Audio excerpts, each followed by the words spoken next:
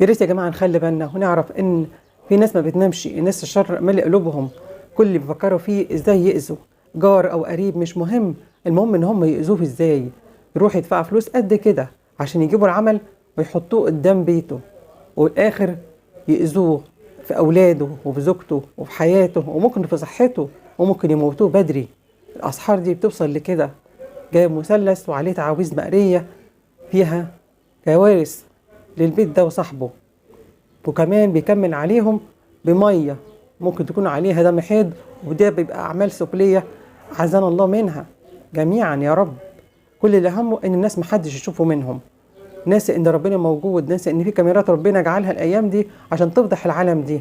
لا حول ولا قوه الا بالله. صاحب البيت معدي بامان، بس لقى حاجه غريبه، الراجل جاله زي ما يكون حاله صرع من البلاوي اللي عدى عليها، وحسبنا الله ونعم